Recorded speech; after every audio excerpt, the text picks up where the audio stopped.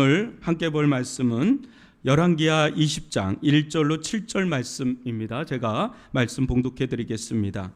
그때에 히스기야가 병들어 죽게 되매 아모스의 아들 선지자 이사야가 그에게 나아와서 그에게 이르되 여호와의 말씀이 너는 집을 정리하라. 내가 죽고 살지 못하리라 하셨나이다. 히스기야가 낯을 벽으로 향하고 여호와께 기도하여 이르되 여호와여 구하오니 내가 진실과 전심으로 주 앞에 행하며 주께서 보시기에 선하게 행한 것을 기억하옵소서 하고 히스기야가 심히 통곡하더라. 이사야가 성읍 가운데까지도 이르기 전에 여호와의 말씀이 그에게 임하여 이르시되 너는 돌아가서 내 백성의 주권자 히스기야에게 이르기를 왕의 조상 다윗의 하나님 여호와의 말씀이 내가 내 기도를 들었고 내 눈물을 보았노라. 내가 너를 낫게 하리니 내가 3일 만에 여호와의 성전에 올라가겠고 내가 내 날에 15년을 더할 것이며 내가 너와 이 성을 아수르 왕의 손에서 구원하고 내가 나를 위하고 또 내 종 다윗을 위함으로 이 성을 보호하리라 하셨더라. 이사야가 이르되 부하가 반죽을 가져오라 하매 무리가 가져다가 그 상처에 놓으니 나으니라. 아멘. 오늘은 울보 시리즈 세 번째 울어야 삽니다라는 제목으로 함께 말씀을 나누겠습니다.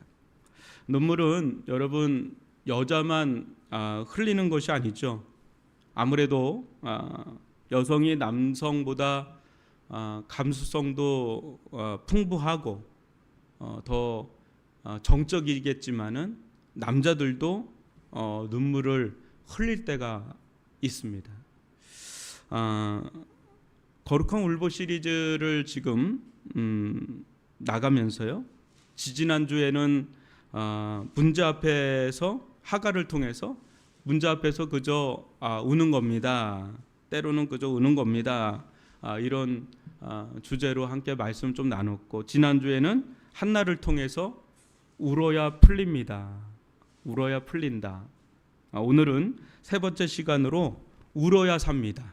울어야 삽니다라는 제목을 가지고 함께 말씀을 나가겠습니다.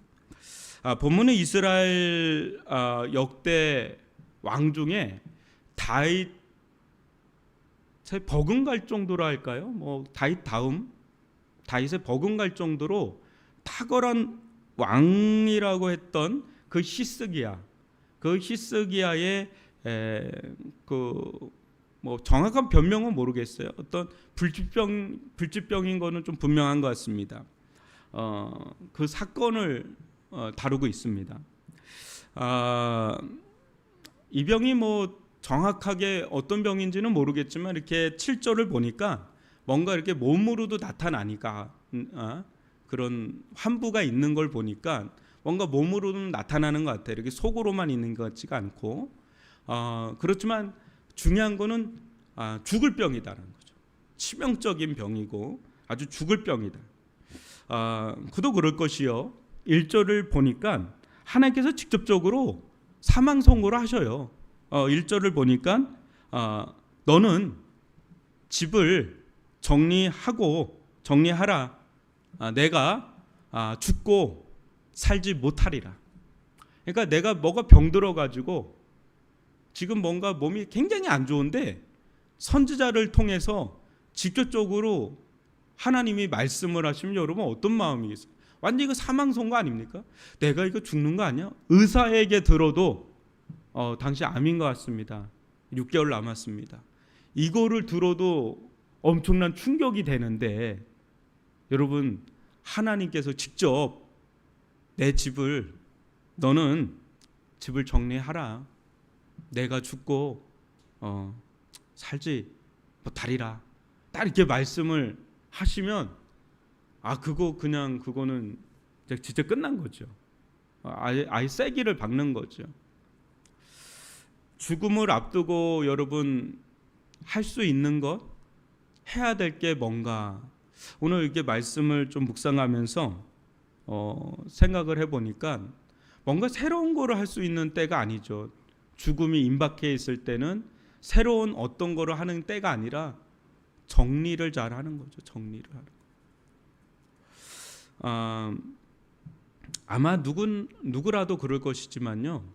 생각보다요. 사람이요. 자신의 죽음을 깊이 받아들이지 않습니다.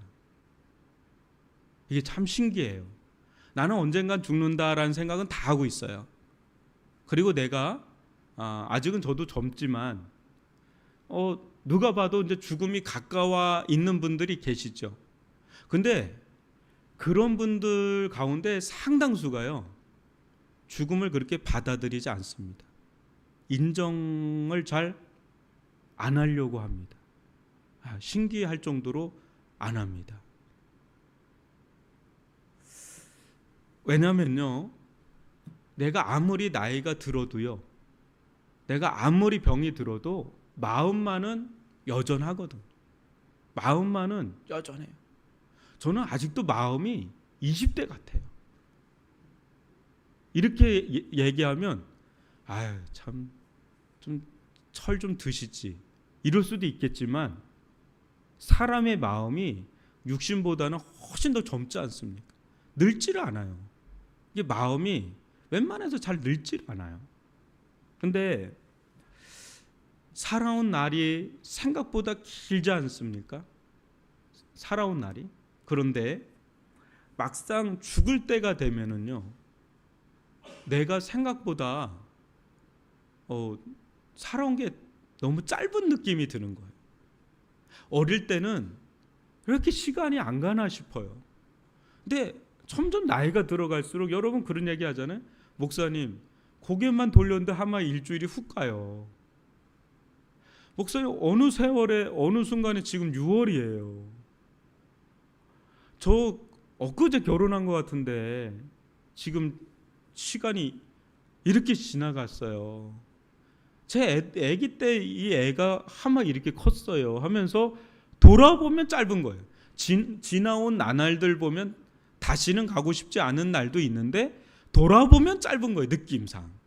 그렇게 생각을 해보면 여러분 80이 되고 90이 될 때 온졸의 내가 80이 됐는지 90이 됐는지 목사님 나는 왜 이렇게 시간이 빨리 왔는지 몰라 이렇게 생각하는 경우가 많아요.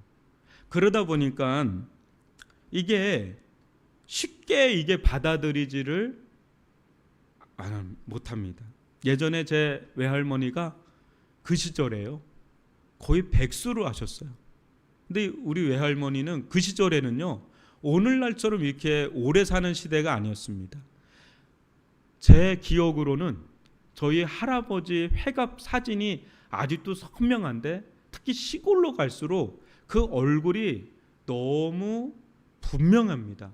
얼굴이 자글자글자글자글해서 온 얼굴에 그냥 주름살이 껴서 진짜 오늘날로 말하면 오늘날에도 그렇게 나이가 쭈글쭈글하신 분을 만나기가 어려울 정도로 요새는 탱탱하시잖아요. 어르신들도 봐도 별 탱탱하세요. 보톡스를 안 해도 탱탱하신 분들이 계세요. 여기 가천대 총장 여러분 90이 넘었다는 말도 있는데 저보다 더 젊어 보일 정도로 막 이래요. 막 얼굴에서 막 그래요. 그래서 유명하지 않습니까? 여자분인데. 근데 우리 외할머니가 그 시절에 보통 60 왔다 갔다 해서 우리 남자들은 술 많이 먹으니까 빨리 죽고 막 60 넘으면 하여튼 일찍 죽었어요. 그때 시골에서. 근데 백수를 하니까 만나기만 하면 아이고 난 빨리 죽어야 되는데 왜 이렇게 안 죽노? 죽는 것도 참 힘들다. 그렇게 얘기를 자주 하셨거든요. 근데 요즘에는요 다 오래 사시잖아요. 그러니까 80에 소천하셔도 왜 이렇게 일찍 돌아가셨어? 이런 얘기를 할 정도니까 이게 너무 받아들이는 게 쉽지가 않은 그런 세상이 된 것 같아요. 근데 여러분 비행기가 뜰 때도 굉장히 힘이 많이 들어가지만 실제 비행기 뜰 때보다 내려갈 때가 더 위험하다는 말을 하거든요. 그때 여러분 잘 사는 것도 중요한 것 같아요. 중요하죠. 근데 잘 죽는 거 그거는 또 다른 숙제 같습니다. 근데 여기서 하나님은요 잘 죽는 걸 뭐로 보시냐면 잘 정리하는 걸로 보세요. 그러니까 뭐가 잘 죽는 겁니까? 이렇게 하면 하나님께 물으면 잘 정리하는 거란다 이렇게 말씀하시는 것 같아요. 여러분, 뭘 정리해야 될까요? 우리가 이제 언젠가는 정리를 해야 되는데요. 정리하는 데만도 시간이 엄청 걸리는 거 아시나요? 근데 이거를 안 해요. 대부분의 사람들이 허겁지겁 죽어요. 죄송한 얘기지만 허겁지겁 죽어요. 저는 그런 분들을 너무 많이 봤습니다. 그래서 정말 지혜로운 거는 잘 준비해서 죽는데, 보통 제가 아는 정말 역사상 존경받던 목사님들이 있어요. 로이드 존슨 목사님이나 팀 켈러 목사님 같은 분들은 정말 위대한 하나님의 사람이다 라고 하는 분들인데, 이분의 정기집을 읽으면서 제가 공통점을 발견했어요. 두 분 다 암으로 죽으세요. 한 분은 췌장암, 한 분은 어떤 암인지는 정확히 모르는데 여하튼 암으로 죽으세요. 공교롭게도 재발해서 죽으세요. 그런데 이분들이 생각보다 죽음을 준비하는데 2년에서 3년이 걸리더라고요. 참 놀랍더라고요. 근데 두 분 다 공통점이 있어요. 자기는 부활에 대해서 그렇게 설교를 했고 그렇게 나도 믿고 살았다고 생각을 해왔는데 막상 죽음이 앞두고 있으니까, 왜냐하면 이제 암 선고는 어느 정도 예상할 수 있지 않습니까? 그러니까 죽음이 나한테 딱 있다라는 게 오니까 내가 생각보다 믿음이 없다라는 걸 알게 됐다는 거예요. 그래서 설교도 엄청 많이 하고 성도들에게 상담도 엄청 많이 하고 심지어는 책까지 내서, 그 부활이란 책이 있어요. 너무 좋은 책이 있는데도 막상 이제 내 문제가 돼버리니까 그거를 받아들이고 또 그거에 대해서는 확고한 하나님 나라에 대한 소망과 부활에 대한 믿음과 이게 실제적인 이런 거를 갖추는데 거의 2년에서 3년을 거기에 쏟아붓는 걸 보면서 이게 생각보다 죽음을 받아들이고 인정하고 준비하고 정리하는 데는 상당한 시간과 에너지가 들어가는구나. 그러니까 대다수는요, 그런 거 없이 그냥 막 죽어버려요. 어느 정도는 준비하죠. 근데 그렇게 잘 준비가 되지 않는 경우가 정말 많습니다. 첫 번째, 저는 재산을 정리해야 되겠죠. 이거 기본적인 건데 이거 안 돼서 문제 생기는 데를 그 장례식장에서 덜어봅니다. 그래서 이 부분이 굉장히 중요하고요. 또 하나는 관계 정리겠죠. 관계 정리라고 하는 건 어떤 걸까요? 제가 아는 형제의 어머니가 사모님이었어요. 근데 그 어머니가 간암으로 이제 눈을 감는 때가 왔는데 눈을 못 감는 거예요. 근데 사람을 막 불러도, 누구를 불러도 눈을 못 감는 거예요. 근데 그분을 그렇게 괴롭혔던 분이 계세요. 그분을 딱 모시고 오니까 눈물을 쫙 흘리면서 눈을 감더랍니다. 그게 무슨 눈물이었을까? 그분에 대한 용서, 그 용서를 하지 못하면 안 되겠다라는 그 마음. 그러니까 여러분, 생각보다 이 관계를 정리하는 것도 굉장한 시간과 에너지와 정리할 그런 시간들, 굉장히 그게 필요합니다. 한 교수님은요, 깨끗하게 사신 분인데, 제가 자주 설교 가운데 하시는데, 이 교수님은 마지막에 깨끗하게 정리를 싹 하고 아주 그냥 옷서부터 다 정리를 했대요. 다. 그래 놓고서는 그 큰아들에게 야야야, 저기 장롱 좀 열어봐라. 그러니까 통장 하나가 딱인데 그거 가지고 내 장례식 치러라. 그리고 아무 부조금, 부의금 그런 거 받지 말아라. 그렇게 하고 아주 깨끗하게 가는 거죠. 깨끗하게 흔적을 남기지 않고 깨끗하게 가는, 그것도 저는 굉장히 중요한 정리라고 보고. 그런데 여러분, 가장 큰 정리는 뭘까요? 나와의 정리죠. 나와의 정리. 여러분, 나와의 정리가 돼 있기가 생각보다 쉽지 않아요. 지금 70년, 80년, 많게는 90년, 100년을 살 텐데 그 기간 동안 살아온 거 여러분 정리 잘 되셨습니까? 정리하고 사십니까? 규장 출판사라고 있죠. 그 규장 출판사의 여운학 장로님이라고 계세요. 여진구 장로님. 그 장로님이 탄천에서 판교 쪽에서 이렇게 걷는데 자꾸 이 가슴이 아리더래요. 이렇게 가슴이 아리고 목이 타지?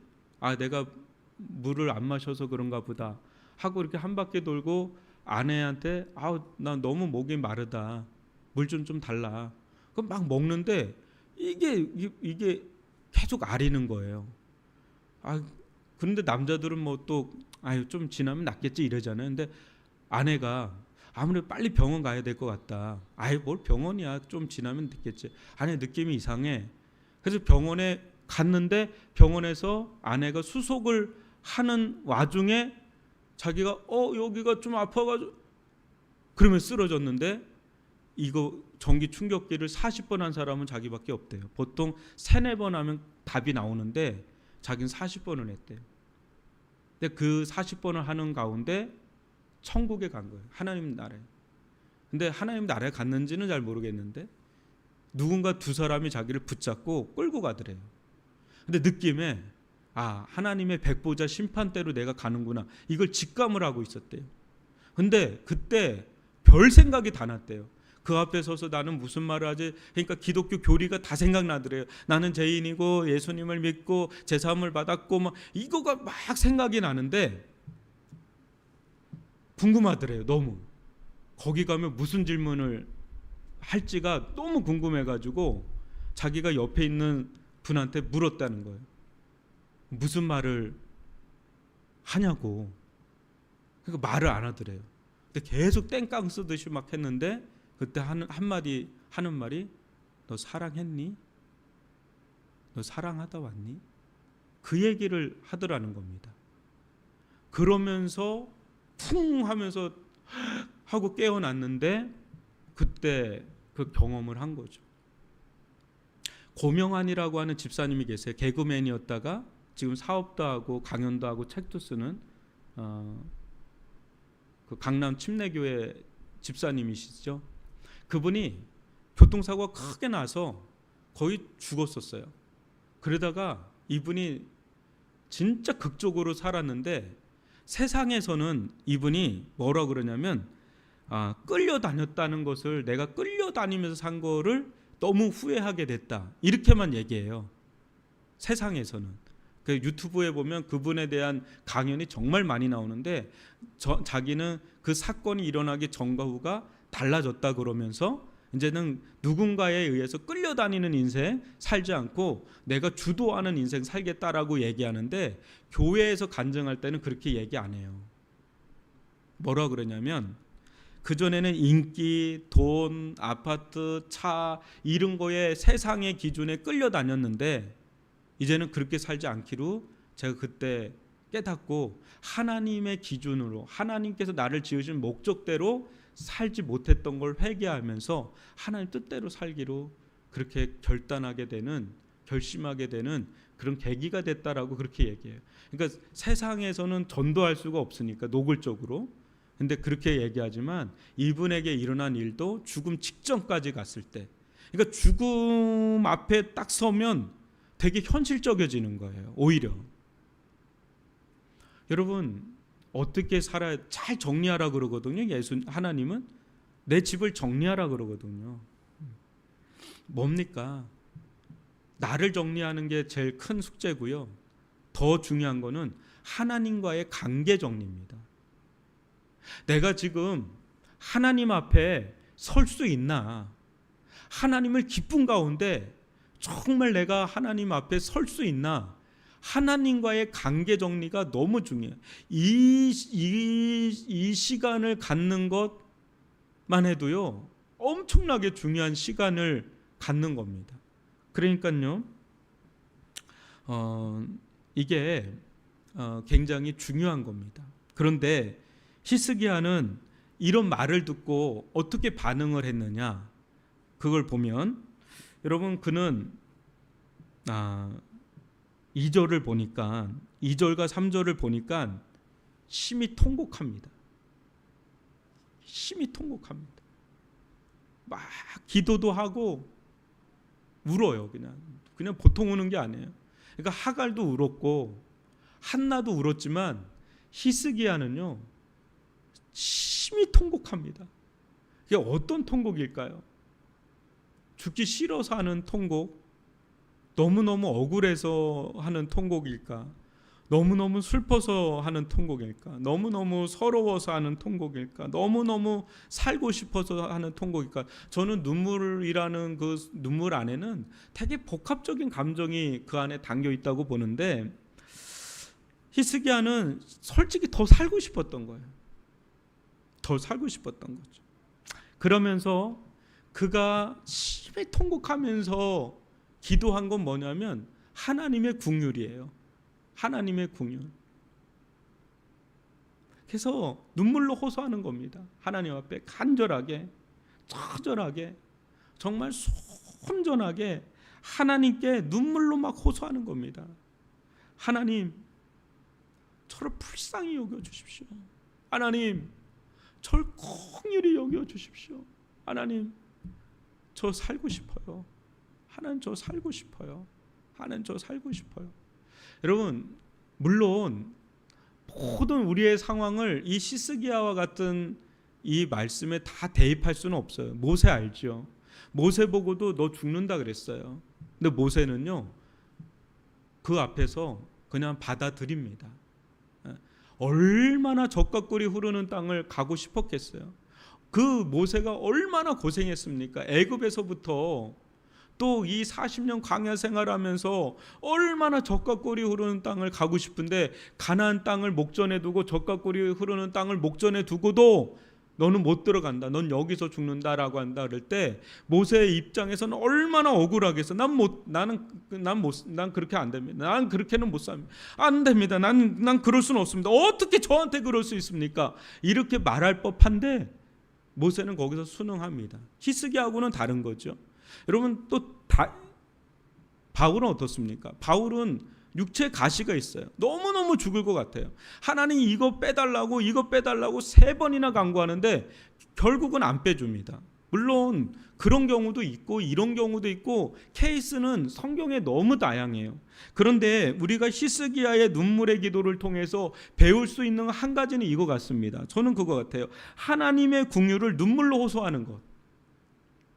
하나님의 그 긍휼을 눈물로 호소하는 것, 그거.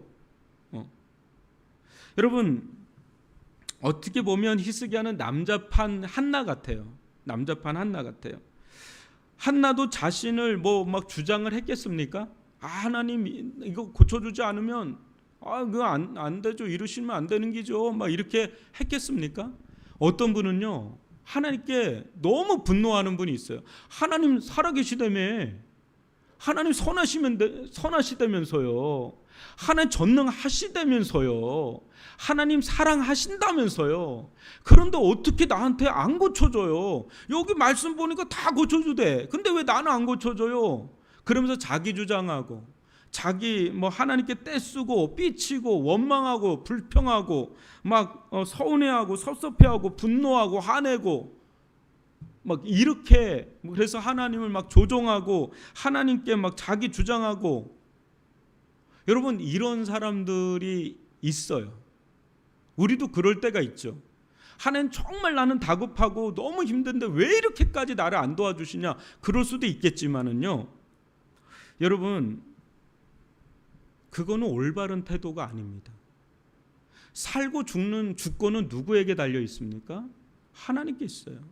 하나님이 치유할 수도 있고 치유 안 할 수도 못하는 게 아니라 안 해주실 수도 있어요. 근데 그거를 내가 막 하나님께 따지듯이 그렇게 하는 거는요 바른 태도가 아니에요. 그거는 그 이면에는 하나님을 이용하려는 성향도 있고요, 하나님을 조종하고 하나님을 통제하고자 하는 그런 마음이 그 속에 또 있는 겁니다. 여러분, 히스기야를 통해서 우리가 배울 수 있는 건 뭐냐면요, 그저 하나님의 긍휼을 구하는 거예요. 물론 이 속에는 내 마음이 들어가 있죠. 살고 싶은 거예요. 하나님 더 살고 싶습니다. 저 진짜 솔직하게 더 살고 싶습니다. 여기서 죽고 싶지는 않습니다. 하나님, 저 해야 될 일도 많고 하고 싶은 일도 많아요. 하나님, 저를 불쌍히 여겨주실 수는 없나요? 저를 긍휼히 여겨주실 수는 없는 건가요? 그 기도예요. 여러분, 이런 기도는 할 수 있는 거잖아요. 우리가 모세와 같이 의연하게 받아들일 수도 있겠지만 때로는 이런 기도 할 수 있는 거 아닙니까? 하나님, 저 이거 못 받아들이겠습니다. 저 너무너무 살고 싶습니다. 너무너무 하고 싶은 게 있습니다. 그런 기도. 그러면서도 하나님, 저를 긍휼히 여겨주십시오. 저에게 은혜를 베풀어 주십시오. 저에게 자비를 베풀어 주십시오. 수로보니게 여인이 거절하시잖아요, 예수님이. 걔에게는 주지 않는다. 그럴 때 수로보니게 여인이 어떻게 그런 말씀하실 수 있어요? 주님은 사랑의 하나님이라면서요. 어떻게 그럴 수가 있어요? 세상에. 이렇게 한 게 아니에요. 주님 압니다마는 개들도 부스러기는 먹습니다. 저 부스러기 하나 안 될까요? 제 딸이 부스러기 하나만 안 될까요? 당신의 부스러기 하나만으로도 제 딸은 살아날 수 있는데 그거 안 될까요? 라고 하는 그 긍휼을 구하는 그 기도. 거기 예수님이 깜짝 놀라십니다. 이만한 믿음을 내가 본 적이 없다. 여러분, 5절을 보니까 하나님이 감동하시는 장면이 있는데 뭐라고 그럽니까? 내가 내 기도를 들었고 내 눈물을 보았노라. 내가 내 기도를 들었고 내 눈물을 보았노라. 여러분, 우리 주님은요, 우리 하나님은요, 우리의 기도를 들으시고요, 우리의 눈물을 보시는 분입니다. 아무도 본 사람은 없어요. 왜? 아무도 들어오지 말라. 그냥 벽에다 대고 진짜 일사각오 정신으로 하나님께 매달린 겁니다. 그런데 그것을 보시는 분이 계시니 바로 우리 하나님께서 내가 내 기도를 들었다. 내가 내 눈물을 보았다. 네가 나의 긍휼을 구하는 걸 내가 들었다. 내 마음이 이어진다. 찢어진다. 그러면서 응답하시는 이 장면. 여러분, 우리가 기도할 게 없습니까? 우리가 눈물을 흘리면서 기도할 게 없습니까? 여러분, 우리들 가운데 내 육체가 질병으로 인해서 내가 지금 당장 죽을 상황이 되지 않다 하더라도 우리에게는 또 어떤 영역에 있어서는 정말 긍휼을 구할 수밖에 없는 그런 기도 제목은 없을까요? 하나님, 저는 몸은 멀쩡한데 제 지금 영혼이 지금 죽게 생겼습니다. 하나님, 제 영혼이 지금 죽을 것 같습니다. 하나님과의 관계가 지금 회복이 안 됩니다. 하나님, 주님과 관계가 회복되기를 원합니다. 하나님의 생명으로 충만하기를 원합니다. 내 영혼을 놓고라도, 영혼의 질병을 놓고라도 여러분 기도할 만한 것들 없습니까? 하다못해 내 영혼이 아니면 내 가족들 있잖아요. 내 지인들, 내 친구들, 하다못해 교회를 위해서, 하다못해 나라와 민족을 위해서 하나님, 저 죽어가고 있습니다. 주님, 긍휼히 여겨주실 수는 없습니까? 그냥 이대로 가라는 겁니까? 이대로 살라는 겁니까? 이대로는 못 삽니다. 도저히 내가 이대로는 못 살겠습니다. 하나님, 불쌍히 여겨주십시오. 긍휼히 여겨주십시오. 하나님 말씀 이미 떨어진 줄 압니다. 내 집을 정리하라. 내가 죽고 살지 못하겠다 말씀까지 들었고 아주 확정까지 받았지만, 도장까지 받았지만 하나님, 이거 번복할 수는 없는 겁니까? 좀 살려주실 수는 없는 겁니까? 불쌍히 여겨주실 수는 없는 겁니까? 긍휼히 여겨주실 수는 없는 겁니까? 라고 하는 이 기도를 우리는 할 수 있는 그런 영역은 없나요? 나는 무사태평 나는 돼가지고 아무것도 나는 부족한 것이 없다. 그럴 만큼 우리가 그렇게 한가로운 사람들은 아니지 않습니까? 어떤 부분에 있어서는 정말 하나님의 긍휼과 자비와 은혜를 구할 수밖에 없는 부분이 있지 않습니까? 그 부분을 놓고 하나님께서 마치 이미 끝났다, 더 이상 기도하지 말라고 하는 것 같이 느껴질지라도 하나님 이거 긍휼히 여겨주실 수는 없습니까? 라고 하는 그 기도, 그 눈물의 기도, 그 눈물을 주님은 보고 그 기도를 하나님은 들으신다고 오늘 말씀을 하시는 거예요. 그래서 여러분 히스기야 가운데 바로 즉각적으로 응답이 떨어져서 15년을 살죠. 근데 전 여기서 마지막 하나 더 이야기를 하겠습니다. 여러분, 많은 사람들이 히스기야의 15년은 차라리 없었으면 좋았을 것이라고 얘기합니다. 왠지 아시죠? 히스기야가 이 기간에 낳은 아들이 므낫세인데, 이 므낫세가 결정적으로 이 나라가 패망하는 데 있어 역대 최고 악한 왕이 므낫세입니다. 또 하나는 내탕고를 열어줘서 교만하다는 말을 듣습니다. 내탕고를 다 열어줘서 결국은 침략당하고 굉장히 많은 것들을 다 빼앗기게 되는 계기가 되는 게 이때 일어납니다. 참 안타깝죠. 차라리 그 15년을 어떻게 보냈어야 되겠어요? 정말 잘 정리하면서 보냈어야 되겠죠. 정말 잘 정리하는데도 시간과 에너지가 필요하다 그랬죠. 근데 그 시간은 헌신의 시간이고요, 그 시간은 사명의 시간입니다. 하나님께서 그렇게 내 생명을 연장시켜줬다는 건 덤으로 받은 것이고, 이 덤으로 받은 이 시간은 정말 하나님을 위해서 더 아낌없이 써줘야 되는 시간인데, 히스기야는 거기서 실은 실패한 왕이 됩니다. 그게 너무나 안타까워요. 그래서 우리가 아까 말한 것처럼 하나님 이거 긍휼을 구하는 거는 막 화장실 들어가기 전인 것 같아요. 하나님 이거 해줄 수는 없습니까? 막 이 기도는 우리는 많이 합니다만은 그 뒷기도를 안 해요. 앞기도는 하는데 뒷기도를 안 해요. 뒷기도는 어떤 기도냐면 감당할 수 있게 해달라는 거. 내 15년을 감당할 수 있게 해주세요. 잘 감당할 수 있게 해주세요. 정말 잘 감당할 수 있게 해주세요. 여러분, 뭔가 축복을 간구하고 뭔가 문제 해결을 위해서는 기도를 많이 하는데, 그 응답이 떨어진 거에 대해서 잘 감당할 수 있게 해달라는 기도는 생각보다 많이 안 합니다.